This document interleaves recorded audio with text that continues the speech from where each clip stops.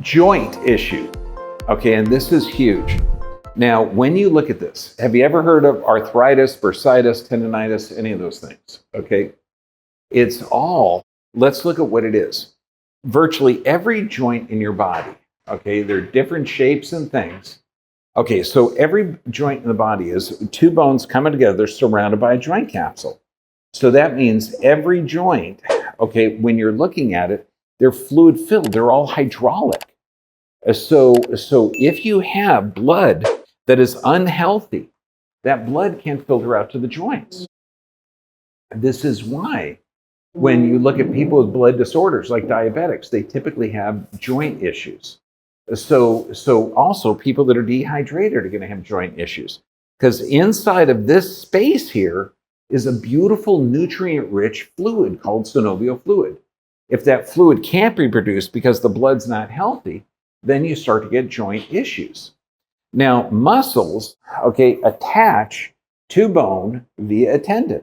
But all these tendons, every tendon crosses a joint. So now, if you're opening and closing this joint, do you think there might be friction there? Yes or yes? Okay, so all of those tendons are surrounded by a little sac called a bursa sac, and it's filled with bursa fluid. So the synovial membrane is filled with synovial fluid, the bursa sac is filled with bursa fluid. And it's all to keep everything hydrated and moving. Isn't that interesting? So why do we check blood health on everyone? Because if you're in a stressed state, the blood is stressed. That means the blood can't get to the brain. So if you see stressed blood, you're talking brain fog, anxiety, stress, depression. But look at every joint in your body has also having an issue where it can't get the fluid. Isn't that wild? So now, the way arthritis forms, and arth means joint, itis means inflammation. Okay, osteoarthritis, because it says osteoarthritis, you would think that bone joint inflammation, right? If you speak Latin, that's what I just said. Except this is a non-inflammatory joint problem. It's also called degenerative joint disease. It's called degenerative disc disease. So how does arthritis form? Because whether you're 20 years old or 120 years old, your joints are only about 7 or 8 years old. They're always rebuilding. They're always moving. They're always creating an issue or a stimulus. So good blood translates to that. But also the joint capsule. This is super expensive material. See, your joints are only 7 years old. So if you have any kind of a problem, that means your body can't get the raw materials. So let's say that you have, I shut the nerve supply off to this area, okay? And this joint here happens to be the big toe. And the big toe, we're supposed to have a whole arch of a foot, right? If I shut off and damage the nerve supply to that area, that foot's going to flatten out. The big toe that's supposed to be going straight is going to be bending off to the side. And so that bunion formation that forms, is that a joint problem or a joint adapting to altered mechanics? It's a joint adapting. Isn't that cool? It's a totally weird way to look at it. Now, inflammation is how the body regenerates. What we'll see is this joint capsule, particularly in hips and shoulder joints, we'll see it, we can see it on x-ray, which normally you shouldn't. But if that joint is not correct, if it doesn't have the fluid, then that joint capsule has to change its matrix. It goes from a beautiful, flexible, amino acid rich matrix of ligaments, because ligaments connect bone to bone. It's called a capsular ligament. The body says we don't have the raw materials, so it changes it to minerals. So then you're going to see this thing here, instead of being thin and flexible, starts to get thicker.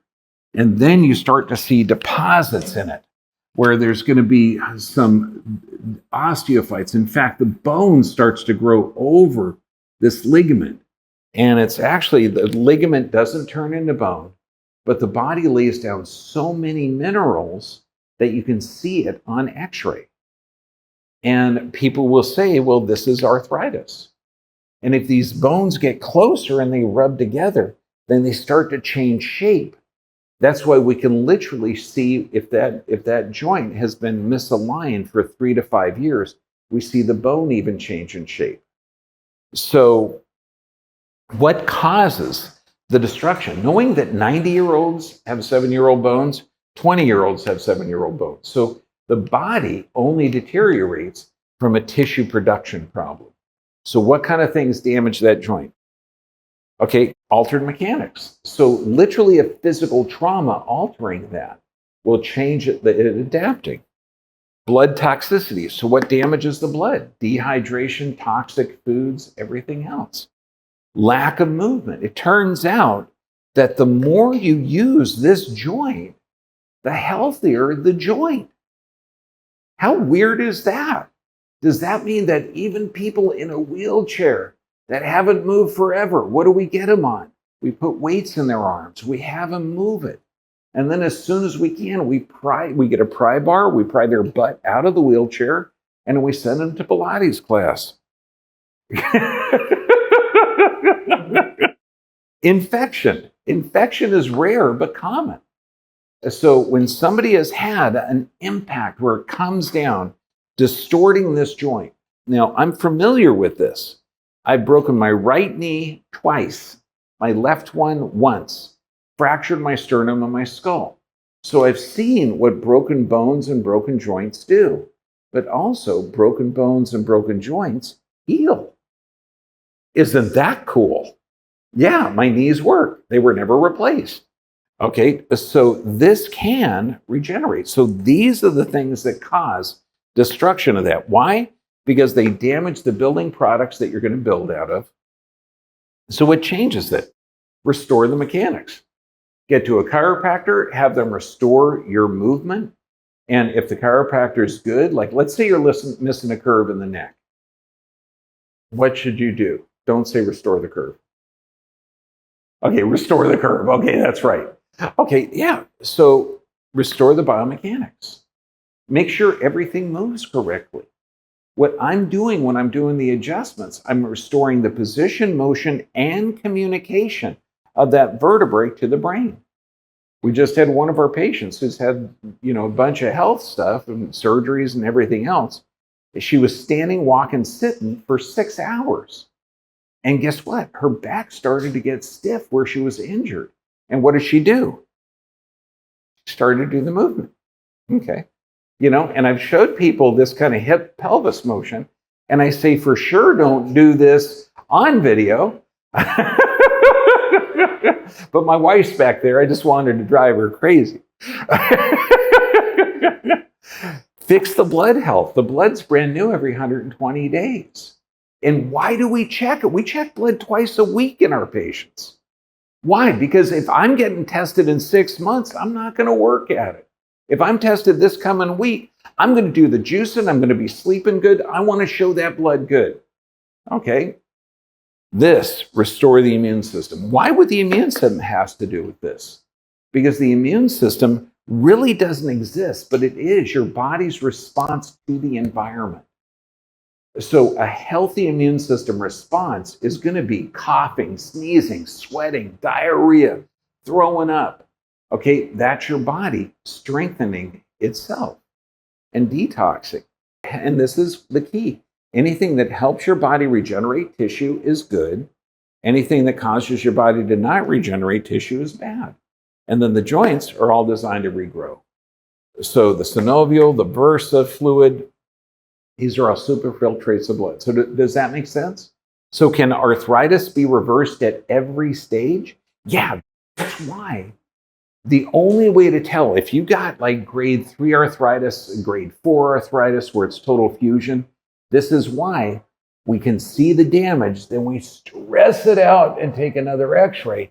If we see those joints moving, by God, you can regenerate it. Okay, does that make sense? Okay, now, any questions about this so far? About what? Baker's cyst. Baker's cyst. Oh, Baker's cyst. Oh, totally cool. Okay, when you're regenerating knees, oh God, I should do a whole talk on knees because knee joints, they're amazing. I mean, you've got cartilage, meniscus, you've got a pivot point. It's not a hinge.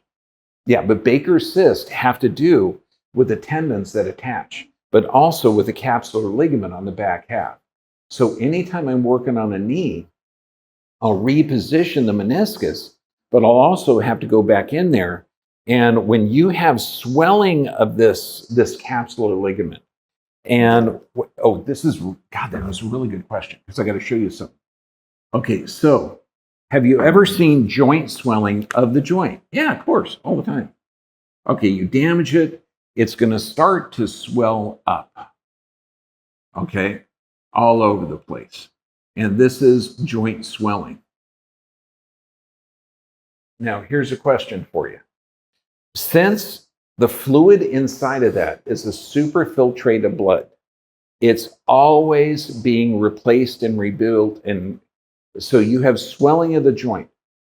Is that a problem of fluid flowing into the joint or fluid flowing out of the joint? Tough problem, huh? Okay, let's say I have a balloon and the balloon is getting bigger and bigger and bigger. Eventually it's going to burst, right? Is that a problem with air going into the balloon or air coming out of the balloon? Air going in the balloon. I'm putting the friggin' air in the balloon. It's going to blow up. So if you have this joint capsule that fluid's always flowing in and always flowing out, there's a flow of it every time you move it. But now the joint's swelling and getting bigger and bigger and bigger. Is that a problem with the drainage or with the blood flow flowing in?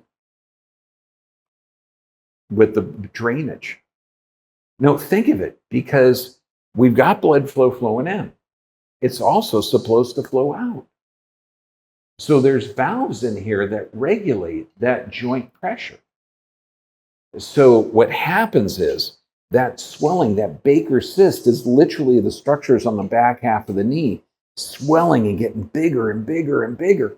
That means that the blood that's flowing in there isn't flowing out. And this is common with trauma. So you go in there, damage that joint. That joint has broken tissue. That broken tissue starts to clog the openings that this synovial membrane has to drain the fluid. And so how do you get rid of it? You create a back pressure. You force the pressure in there. This is what those massage therapists do. If they have something, they'll put pressure on it, increase pressure, and then it kind of alleviates it. You got a zit on your face that's getting bigger and bigger. Remember when you were 12? Okay, unless you still get them like me when you're 64. What happens when you get that? You increase the pressure and it releases it. That's it. So to correct a Baker's cyst, create a massive back pressure, get that area moving. Like you'll see some people with big old huge olecranon bursts here. What you got to do is keep a back pressure on it. So put tape or anything else on there to create that pressure, and then that's going to clear out and blow out all the joints so the body can get good fluid transfer. So if you have swelling of anything, okay, is that a problem with stuff flowing in or stuff flowing out? Flowing out, yeah. And you can literally increase the pressure through movement. Okay? Okay, now, any questions about this? Okay, good. Thank you very much. Swati, kapung krap.